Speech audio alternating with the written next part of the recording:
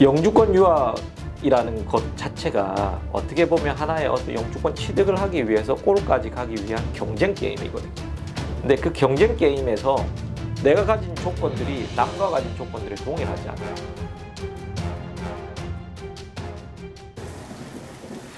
자, 그러면은 우리가 학비에 대한 얘기들을 조금 해볼게요. 그래서 호주에 학비 얼마나 드나요? 저는 학비에 대한 부분들이 굉장히 좀 우려가 됩니다. 뭐 이렇게 얘기하잖아요. 그래서 요 위쪽에 보시면은 이제 저희 학생 중에서 UniSA, 그러니까 남호주 대학교에서 이제 2023년도 오퍼 받은 학생이죠. 그래서 Estimated Annual Tuition Fee, 그러니까 1년에 예상되는 학비라는 얘기예요. 34,300불 이렇게 적혀 있잖아요. 호주도 대학이 1년마다 물가 상승률에 따라 가지고 각 대학마다 학비가 조금 올라가요. 이건 한국 대학도 마찬가지죠. 예. 현재 여기에서는 34,300불이라고 얘기를 하고 있고요. 환율 계산을 하면은 이게 3천만 원, 1년에 3천만 원이 조금 넘는 비용이 되죠. 근데 이 학생은 장학금을 받았어요. 이전 성적이 괜찮아 가지고 장학금을 여기에서는 25%를 받아서 이게 학기당 분납을 하는데 거의 한 5,000불 좀 넘게 1년에 장학금을 받는 상황들이 됐어요. 그래서 총 학비는 1년에 29,000불 정도 낸다라고 보면 되겠죠. 그래서 이쪽에 제가 이제 오른쪽에 이렇게 표기를 해놓은 걸 보면은 왼쪽에 네. 학비가 28,000불에서 한 36,000불 정도 돼요. 그래서 이거 3년 과정 대략 하면은 뭐 7천에서 9천만 원 사이고 2년 과정 우리가 대학을 졸업한 사람이라서 간호학업을 2년을 한다 그러면 4,500만 원에서 한 6천만 원 정도 돼요. 그러면 내가 이 과정의 학비, 전체 학비를 호주에서 아르바이트도 할 수 있다 그러는데 지금은 학생 비자도 임시적으로는 풀타임으로 할 수 있다라고 하는데 전체 학비를 감당할 수 있냐? 학업을 하면서 그럴 수는 없습니다. 네. 호주에서는 이제 본인의 임금이 높은 만큼 생활비도 좀 높거든요. 특히 이제 집값들이 좀 높은 편이에요. 그러니까 본인 생활비도 감당하고 학비도 감당한다. 야, 이거는 좀 무리가 있고요. 생활비를 감당하고 학비 일부분은 감당할 수 있다. 이건 좀 현실적일 수는 있어요. 그래서 얘기를 좀 해드리면 일단 대학교에 1학년을 마치면 AIN에 준하는 그런 일들을 하실 수가 있어요. 그래서 아까 EN, RN이 있지만 이제 어떤 뭐 간호 보조 같은 형태의 AIN이라고 하는 직군도 있거든요. 그래서 1년을 마치면 AIN으로 일을 하면서 파트타임으로 충당할 수 있고요. 저희 이제 UTS에서 간호 공부하는 학생의 인터뷰도 있는데 이걸 보시면 이 학생 같은 경우에는 뭐 많게는 3잡까지 했었어요. 그래서 본인의 생활비랑 학비 일부를 이제 충당을 했죠. 그리고 아까 전에 얘기했다시피 내가 이 전체적인 학비 내용들 아까 전에 얘기했다시피 이 전체적인 학비에 대한 인지를 좀 했는데 나는 학비를 충당할 수 있는 상황이 지금은 안 될 것 같아. 그래도 간호학업은 지금 시작해야 될 것 같은데 이렇게 하면은 이행 과정을 마쳤다가 뒤에 뭐 나이가 어리다면 워킹 홀리데이 비자를 사용하거나 또는 뭐 비즈니스 칼리지로 전환했다가 이 속에서 이제 우리가 나중에 대학 갈 학비들을 좀 벌어서 충당을 해가지고 대학으로 이어가는 방법들도 있으니까 그러한 부분들도 고려를 해볼 수는 있다.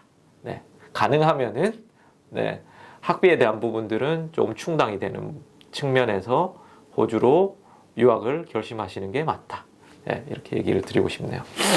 자, 이제 본격적으로 간호학과 영주권 어떻게 진행하나요? 이런 내용들에 대해서 설명을 해드릴 거예요. 첫 번째는 이제 기술심사라는 게 있어요. 우리가 간호학업을 무난하게 마쳤다라고 하면은 이제 기술심사를 진행하거든요. 간호학과 학업이 얼마나 어렵나요? 이거에 대해서 저희가 인터뷰를 해놓은 것들을 보신 분들이 있을 거예요. 사실은 학업 레벨 꽤 많이 어렵습니다. 다만 이게 혼자서 막 공부하는 건 아니잖아요. 같이 이렇게 공부를 하고 이렇게 끌어나가고 도와주기도 하고 이렇게 학업을 해나가거든요.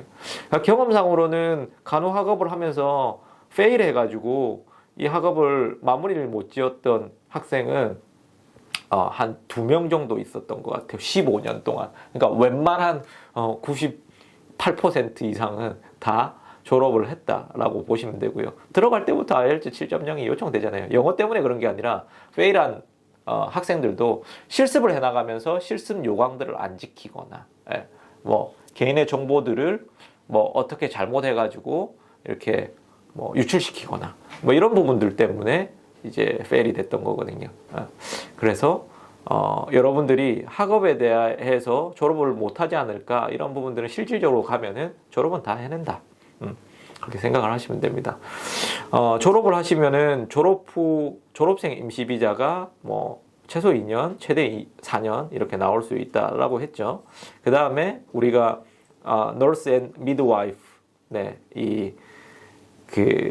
너싱 보드라고 하는 곳에 레지스트레이션을 하게 되거든요. 예. 그래서 RN 등록을 하면은 그때 또 IELTS 7.0이 요청이 돼요. 각 밴드. 근데 이거는 6개월 내에 2개의 시험을 같이 붙여서 뭐 이번에 말하기 듣기가 7.0이 나왔는데 다른 건 안 나왔어. 나중에는 쓰기 읽기가 7.0이 나왔어. 6개월 내에 친 시험. 그럼 그거를 다 붙여서 올밴드 7.0을 증빙을 해낼 수가 있어요. 그럼 이거를 이제 우리가 RN으로서 등록하면 정식 호주에서 Registered Nurse가 된 거예요. 그 다음에 기술 심사로 이제 넘어가게 되겠죠. 그래서 기술 심사를 진행하는 곳은 AMAC이라고 하는 Australian Nursing Midwifery Accreditation Council이 있어요. 그래서 이전에 우리가 간호사로 등록하기 위해 가지고 이제 레지스트레이션을 했잖아요. 그 진행 절차를 거쳤잖아요. 그렇게 진행을 대부분 다 하고 기술 심사를 해나가기 때문에 기술 심사할 때는 이게 Modified Skill Assessment로 진행이 되거든요.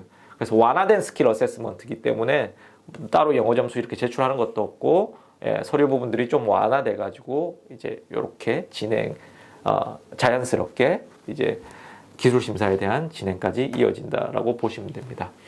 그래서 제가 이제 이 도표를 이렇게 만들어 놨는데요. 학업 과정을 여러분들이 영주권 진행하기 위해서 2, 3년 정도는 하실 거고요. 그리고 졸업생 임시 비자가 2, 4년 정도 되시겠죠. 그래서 아까 전에 말한 대로 RN 등록하고 기술 심사하고, 그리고 우리가 각각의 개인의 어떠한 사항들이 있을 거니까 이제 점수제 계산을 해가지고 그때 당시에 이민 법무 상담을 받고 과연 나는 어떤 경쟁력을 가질 수 있을 것인가에 따라서 뭐 189, 190 그리고 이제 점수에 기준해 가지고 뭐 인구 조밀도 주정부 이민을 신청할 수 있다라고 하면은 컨디션이 맞다고 하면은 그런 부분들도 진행을 해나가게 될 거고요. 그리고 이 점수를 냈다고 해가지고 거기서 딱 이렇게 멈춰 있는 게 아니거든요. 추가할 수 있는 부분들이 있고, 또 나이 점수가 오버되면 떨어질 수 있는 부분도 있고, 이렇기 때문에 간호사로서 이제 경력을 채우면서 경력 점수를 애드업하고, 그리고 영어 점수도 7.0에서 8.0으로 업그레이드 하면 10점이 또 올라가니까 굉장히 높은 점수죠. 네. 그래서 영어 점수 준비하고, 그리고 CCL이라고 있어요. 이게 이제 예전에 통번역 자격 시험 나티에서 이제 이민 점수를 위해 가지고 이제 새롭게 이제 제공을 하고 있는 건데, CCL도 취득 준비를 하고, 그리고 만약 본인 점수가 그래도 경쟁성이 좀 떨어진다라고 하면은 이제 인구 조밀 지역으로 이동해가지고 뭐 어떤 인구 조밀도 주정부 이민, 인구 조밀도 고용주 이민, 이러한 부분들에 대해서 고민을 해봐야 되겠죠. 굉장히 좀 머리 아파 보여요, 이 진행 자체가. 그죠? 이 도표를 봐도 이런 스텝 단계가 있는 건 알고 있는데 내부적으로 어떻게 될 것인가, 이런 고민들을 하고 있는 분들이 굉장히 많을 겁니다. 근데 실질적으로는 본인이 이제 졸업을 한 1년 6개월 남겨놓고는 법무사 상담 받아봐야 돼요. 이민법이라는 게 또 물과 같이 4, 5년에 걸쳐가지고 이게 흘러가기 때문에 여러분들이 그때 당시에 이민법 규정이 어떻게 되는지, 내 컨디션의 기준에서 어떤 것들이 적합한지 이런 부분들 체크를 해보셔야 될 거고요. 그 다음에 우리가 영주권을 이렇게 진행하게 되겠죠. 법무팀의 지난 한 10년 정도의 케이스들을 보자면은 189, 190으로, 그러니까 독립기술 이민, 주정부 이민 이렇게 해가지고 영주권을 받은 간호사 케이스들이 굉장히 많아요. 그래서 대부분 다 점수제에 있어가지고 경쟁력을 좀 많이 쌓아간 다음에 영주권을 받는 이런 형태들이 보통 간호사에게서는 나타나고요. 우리가 이렇게 지금 현재 호주 이민성에서 4월 달에 인비테이션 라운드 발표한 것까지 이렇게 나온 걸 보면은 이제 점수가 85점이죠. 그러니까 앞으로는 이 어떤 수요와 정부 정책에 따라 가지고 그리고 이민 쿼터가 이렇게 늘어나면은 점수가 좀 더 떨어질 수는 있겠지만 그래도 여전히 뭐 189를 진행하려고 하면 점수제 독립기술 이민을 진행하려고 하면 현재 기준에서 뭐 85점. 간호사는 다른 거 다 90점이에요. 그러니까 그 정도는 요청이 되거든요. 그러니까 본인 점수가 정확하게 어디까지 도달할 수 있는지 그리고 우리가 예측적인 부분들에서 어떻게 접근을 좀 해야 되는지 이런 것들을 좀 감안을 하셔야 되고요. 그리고 다른 측면에서는 아주 간혹 있는 케이스인데 이제 ENS 또는 TSS라고 하는 임시고용주의민, 고용주의민 이렇게 통해서 진행하는 경우들도 있고 지방지역 고용주의민을 통해서 이렇게 고용주의민 형태들로 나타나는 경우들도 있어요. 근데 이거는 아주 정말 작은 퍼센트지라고 봐요. 뭐 전체를 비교할 때 한 8%, 7%도 안 되는 걸로 저희 어떤 통계에서는 나와 있어요. 영주권을 받은 케이스가 어떤 케이스가 있느냐? 이거 이제 저희가 앞전에 이제 이 그래프를 보여드리면서 다이어그램 보여드리면서 설명을 해드렸고요. 그래서 우리가 189라고 하면 독립기술 이민이에요. 말씀드렸다시피 85점에서 최근에 인비테이션 라운드에서 나왔지만 앞으로는 이제 호주 현지 내에서도 간호사 수급에 대한 문제 이런 것들 때문에 지금 파업도 하고 있고 그렇거든요. 그래서 전반적인 어떤 시간이 갈수록 단기적으로는 이 쿼터가 좀 더 늘어날 거고 수요도 많이 증가돼서 그렇다고 하면 점수 대역도 좀 떨어지지 않겠느냐 이렇게 보는 측면들이 있고요. 그리고 주정부 이민은 보통 저희가 대도시 빅토리아나 뭐 뉴사우스웨일즈 그리고 일부 이제 ACT는 주정부 매트릭스가 있거든요. 다르게 해요. 완전히 점수 대역이 좀 틀려요. 그래서 우리 주에서 공부한 사람 뭐 체류한 기간 뭐 5년이면 몇 점, 뭐 4년이면 20점, 뭐 이런 식으로 또 매트릭스가 다 틀리기 때문에 ACT에서 주정부 이민을 받는 경우들도 있고요. 인구 저밀도 주정부 이민의 케이스도 남호주나 타즈메니아 등에서 저희가 있었고요. 그리고 인구 저밀도 고용주 이민 케이스도 아까 전에 얘기 드렸죠. 그것도 빅토리아 외곽 그리고 뉴사우스 외곽 이렇게 저희가 케이스가 나온 부분들도 있습니다. 간호 가정 후에 취업 어떻게 해야 되나요? 간호 가정 후에 취업에 대한 얘기들을 좀 드리려고 하면 한 가지 기억나는 게 있어요. 제가 아시는 분의 동생이 간호학업을 했는데 졸업생 임시비자 2년 동안 간호사로서 일한 것들이 전혀 없는 거예요. 그러니까 경력 점수를 플러스할 수 있는 것들이 전혀 없었죠. 그래서 왜 그러고 있냐? 그러니까 공사립병원에 있어가지고 일에 대해서 접근하는 것들이 굉장히 힘들다.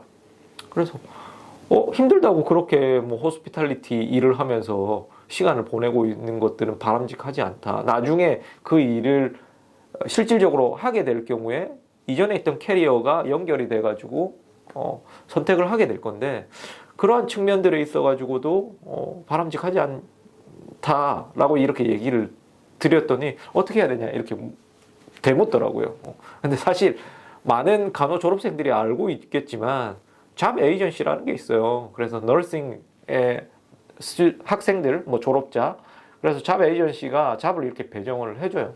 맨 처음부터 졸업을 하고 나서 공립병원에 RN으로 이렇게 탁 집어넣지는 않겠지만 단계들이 있거든요. 이제 잡 에이전시에 뭐 3,000불, 5,000불 정도 한대요. 그래서 비용을 주면은 트레이닝을 시켜요. 트레이닝 시키고 보통 뭐 AIN이나 EN잡이나 이런 식으로 이 사람이 근무를 제대로 이행하고 별탈 없이 진행을 하는지를 평가한 다음에 RN에 대한 잡들을 이렇게 할 수 있게 어레인지를 해주는 거죠. 그래서 경력을 쌓고 넘어가는 경우들이 있어요. 그러니까 저랑 인터뷰를 한 이제 RN을 하고 있는 저랑 친한 형님도 호주 내에서 졸업을 한 다음에 잡 에이전시를 통해서 이제 일을 하고 실질적으로 이제 공립병원에서 간호사로서 일을 하고 있거든요. 이런 식으로 접근을 해야 돼요. 그래서 보통 여기에서 보시면은 졸업을 하면은 뉴그렛이라고 있거든요. 근데 국제학생은 뉴그렛을 받는 것들이 쉽지는 않아요. 뉴그렛을 받는 거에 있어 가지고 팁 같은 것들도 학생들이 설명을 해주는데 그대로 이행한다고 해도 각각의 상황이나 어떤 시점이나 그리고 거기에 있는 플레이스라든지 병원에 이런 것들에 기준해 가지고 다 틀린데 국제학생은 아무래도 템포러리이기 때문에 비자 자체가 당시에는 바로 들어가는 것들은 좀 쉽지 않습니다. 지난 10년 중에서 한 3, 4명 정도 본 것 같아요. 뉴그렛으로 취업을 했다라고 하시는 분들은 정말 대단하신 분들이죠. 적극성도 있는 거고. 또는 이제 졸업하고 나서 에이즈 케어나 뭐 클리닉 같은 경우에서 경력을 쌓아 나가면서 이렇게 또 공립병원으로 이렇게 전환을 해 나가시는 분들도 있어요. 왜냐하면은 이러한 영역에서는 간호사 수급이 공사립병원보다는 수요가 좀 더 많은 편이거든요. 그래서 일을 접근하는 데 있어 가지고 조금 수월한 측면들이 있어요. 그래서 내가 만약에 뭐 잡 에이전시를 통해서 이렇게 들어가는 상황이 아니라 어쨌든 간에 지금 일을 당장 찾고 있지 못한 상황에서 좀 시야를 좀 넓게 본다라고 하면은 이렇게 경력을 쌓아 나가면서 에이즈 케어나 클리닉 같은 곳에서 경력을 쌓아 나가면서 뭐 캐리어를 전환을 하거나 이런 부분들도 있겠죠. 그리고 여기에서 가장 중요한 거는 뭐 호주는 뭐 어떤 병원에서 뭐 졸업자들 몇 명 데려간다, 뭐 뽑는다, 뭐 이런 부분들이 아니잖아요. 그러니까 본인 이게 실습 시간이 되게 많다고요. 이게 굉장히 프랙티컬한 공부예요. 그럼 실습을 나가면은 또 본인을 이렇게 평가하는 간호사들이 있겠죠. 인적인 네트워크 좀 잘 쌓아두시고 그리고 그 인적인 네트워크를 지속적으로 유지를 하면서 캐리어를 연결해서 쌓아가고 추천도 받고 도와주고 끌어주고 하는 것들이 굉장히 중요해요. 그래서 호주는 이게 일을 하면서도 네트워크 문화라는 게 있거든요. 그래서 어떻게 이렇게 좀 잘 인적인 네트워크를 잘 만들어 두느냐가 본인의 캐리어를 형성하는 데도 굉장히 중요한 요소가 됩니다.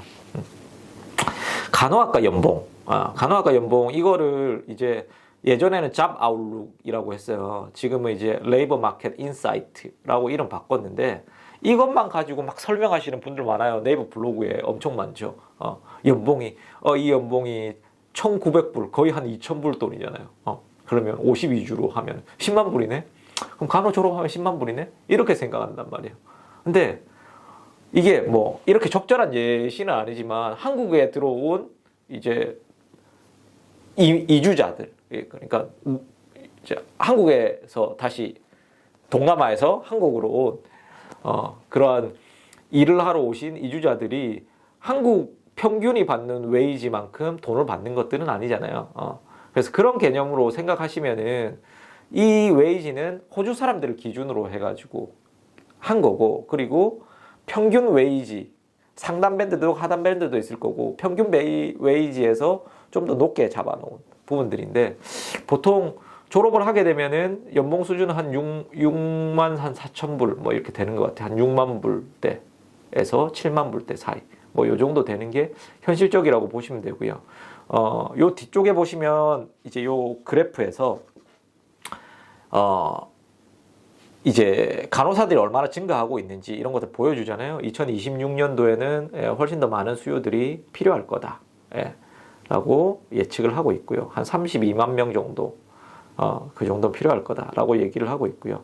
그리고, 풀타임 일을 했을 때 그냥 일반 다른 직종, 비교해가지고 간호사가 받는 웨이지가 어느 정도가 될 것인가, 여기에 있잖아요. 그래서 다른 직종 한 1,593불 받고 있는데 1,937불 받고 있다. 그래서 이거는 제가 이걸 그대로 고지고대로 믿으면 안 된다 그랬죠. 그래서 이제 여기에 있는 웨이지 어닝에 대한 부분들은 사실적으로는 에버리지에 대한 부분들이기 때문에 이걸 그대로 내가 졸업하고 나서 받을 수 있는 임금이라고 생각하시면 안 되고 그러면 실질적으로는 어떻게 되냐 그래서 중위 평균 연봉에 대해 가지고 이렇게 SIG이라든지 인디드, 페이스케일 이런 데서 조사한 자료들이 있어요. 그래서 제가 말씀드렸다시피 대략 한 중위 연봉은 평균이 한 7만 불에서 한 8만 불 사이 정도 될 거라고 말씀드릴 수 있을 것 같고요. 그때 저희 그 간호사인 형님분께서 얘기를 하신 것과 같이 이게 연차로서 이렇게 쭉 넘어가거든요. 근데 8년차? 8년차인가 9년차인가? 이렇게 되면은 그 이상으로는 이제 웨이지 연봉이 올라가는 형태들은 아니래요. 그러니까 수당 같은 것들이 또 추가되고 뭐 이런 부분들이 있지만 그건 얼마나 일을 하느냐에 따라서 틀려지는 거고, 예. 이게 일정의 어떤 상담 밴드에 이렇게 도달하면은 그 연차에서 그 이상은 웨이지가 계속적으로 올라가는 형태들은 아니다 라고 이해하시면 되고, 그분의 같은 경우에는 지금 한 여러 가지를 다 합쳐서 한 10만 불 이상의 연봉을 받고 있다라고 합니다. 예. 그래서 여러분들이 호주 간호사의 웨이지에 대한 부분들은 그렇게 이해를 좀 하시면 좋으실 것 같아요.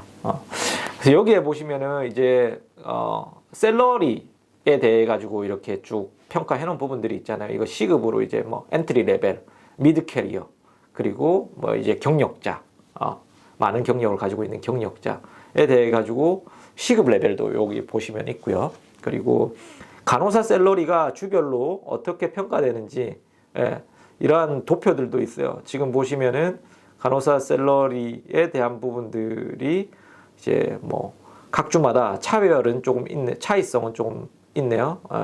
그래서 지금 대도시 보다는 노던 테리토리, 이게 파란색이 호주거든요. 네, 파란색이 호주라서 노던 테리토리 간호사 임금이 좀 더 높은 수준으로 이렇게 나오고 있고요. 그리고 간호사도 여러 가지 이제 뭐 그 외에 직종들 있죠. 간호사뿐만 아니라 간호사가 일을 해봤는데 좀 나랑 안 맞아. 또는 이제 뭐 석사 레벨까지 하신 분들은 또 캐리어를 좀 변환하시는 것도 직종의 포커스가 조금 넓어지는 측면들이 있어요. 간호사로서 영주권 받고 나서도 제가 아는 분 중에서 이제 간호사를 이제 티칭 하시는 분들이 있거든요. 너스 에듀케이터로. 예. 그래서 직종에 대한 변환들도 있는데 여기에서 보면 너스 리서처라든지 에듀케이터도 있고요. 예. 그리고 뭐 여러 가지 인포메틱스 너스 이런 것도 있고요. 예. 여러 가지 다른 직종으로도 변환이 가능하고, 또 아시는 분 중에서는 간호학업을 마치고 경력을 쌓아 나가면서 치대로 이렇게 들어가서 지금 치대에서 치과 의사가 되려고 학업을 하시는 저희 학생도 있어요. 그래서 전반적인 여기에 있는 자료들을 여러분들이 한번 보시면은 이해가 되실 거고요.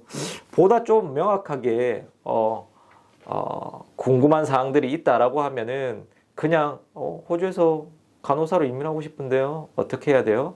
이렇게 문의를 주시지 마시고 본인의 나이 조건, 뭐 영어 조건, 그리고 이전의 경력 조건, 학력 사항들, 그리고 가족 관계 사항들, 이러한 기준점을 바탕으로 해가지고 아래에 있는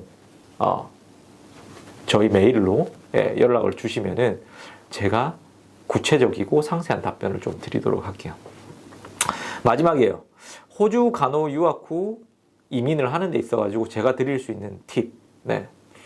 이게 영주권 유학이라는 것 자체가 어떻게 보면 하나의 어떤 영주권 취득을 하기 위해서 골까지 가기 위한 경쟁 게임이거든요.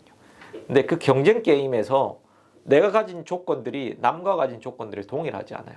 그래서 어떠한 케이스를 보고 나도 저렇게 되겠지. 뭐 나도 저렇게 할 수 있을 거야. 막연히 이렇게 생각하시는 거는 문제가 있습니다. 그래서 냉철하게 본인 자신을 봐야 된다는 거예요. 예. 그래서 어떤 분들이 이렇게 막 얘기하잖아요. 뭐 학업을 고려하는 데 있어가지고 뭐 전공을 선택하고 지역을 선택하고 뭐 학과를 선택하고 뭐 이런 얘기들을 하는데 그 전에 선행돼야 될 것들이 있어요. 그 전에 선행돼야 될 거는 냉정하게 나의 조건들에 대해서 먼저 파악을 해야 되는 부분들이 있어요. 그래서 나의 영어 능력, 나의 현재 나이, 그리고 나의 뭐 학업 습관, 성향, 뭐 이런 것들에 대해서 전반적으로 좀 인지를 한 다음에 나를 먼저 들여다본 다음에 그 다음에 과연 이렇게 접근하면은 이 기준점에 따라 가지고 내가 충분히 영주권까지 도달할 수 있는가. 이건 간호뿐만 아니라 모든 학업의 공통적인 고민 사항이라고 생각을 하고요. 두 번째, 영어는 몇 번 말해도 정말 이게 아깝지가 않아요. 영어 능력 IELTS 7.0까지 도달을 못 하시는 분들이 있어요. 평생을 가도 도달하지 못하는 분들이 있을 수도 있을 것 같아요. 근데 이게 아까 전에 말씀드렸다시피 이게 실질적인 시험 영어랑 그리고 활용 영어랑은 좀 틀리거든요. 그래서 가능하면 빠르게 나의 영어 레벨의 객관화를 시켜서 IELTS가 됐던 PT가 됐건 영어 레벨의 객관화가 시켜가지고 영어를 평가를 해보는 게 좋겠죠. 뭐 예를 들어서 나이가 뭐 지금 한 37이에요. 37인데 IELTS 성적이 4.5가 나온다. 이러면은 간호학업 시작하겠습니다. 그럼 제가 그게 과연 현실적으로 맞는 부분들은 아닐 수도 있을 겁니다. 고민을 한번 해보셔야 돼요. 이렇게 얘기를 할 수밖에 없을 것 같아요. 그리고 학비. 이전에 학비 이렇게 내용들 보내드렸잖아요. 7천만 원, 9천만 원 이렇게 해야 되는데 내 수중엔 단돈 1,000만 원도 없어. 그럼 이게 성립된 얘기가 아니겠죠. 엄마, 아버지도 나를 서포트 해줄 수 있는 상황은 아닙니다. 라고 하면 이게 성립될 수 있는 얘기가 아니기 때문에 학비적인 고민, 어떻게 충당할 것인가. 이 고민을 한번 해보셔야 될 거고요. 그리고, 이제 그 다음으로는 지역 선택. 이 경쟁 게임이라고 앞서도 말씀드렸잖아요. 이 경쟁 게임에서 내가 경쟁력이 좀 부족하다라고 하면 그나마 내가 경쟁력을 찾을 수 있는 방향들에 대해서 고민을 해보셔야 돼요. 그걸 해결할 수 있는 부분들은 이제 지역을 선택하는 거죠. 그래서 호주의 이민성에서 변하지 않는 두 가지가 있는 것 같아요. 제 생각에는. 그러니까 첫 번째는 당연히 우리 국가에 도움이 될 수 있는 인력, 뭐 기술 인력, 이런 인력들을 유치하는 게 첫 번째고, 두 번째는 호주도 대도시에 인구 밀집이 되는 부분들이 되게 많아요. 그러니까 지방 지역의 분산에 대해서 되게 고민하고 있거든요. 이민자도 지방 지역 보내놓으면 지방 지역에서 있다가 영주권 따면 다시 대도시로 넘어오는 상황들이 벌어지니, 그러니까 지방 지역에 분산하기 위해서 지방 지역에 영주권을 받는 데 있어가지고 좀 더 완화시키고 혜택들을 많이 주고 있어요. 그러니까 그 두 가지는 절대 변하지 않는 부분들이 될 거기 때문에 여러분들이 내가 경쟁성이 좀 떨어진다라고 하면 지역적인 선택을 어떻게 고려해야 되는지 고민을 하셔야 되겠죠. 그래서 이제 제가 간호 학업에 대해 가지고 설명을 해드리는 부분들이 마무리됐는데요. 저희가 이민 법무팀 그리고 전문 유학팀 이렇게 있으니까 여러분들이 호주 간호사, 영주권, 유학 후 이민에 대해 가지고 고민이 있고 그리고 현실적인 호주 현지의 정보들을 통해서 상담을 좀 받아보고자 한다면은 상담을 해드릴 수 있으니 저희 뒤에 있는 상담 방법을 통해 가지고 연락을 주시기 바랍니다. 감사합니다.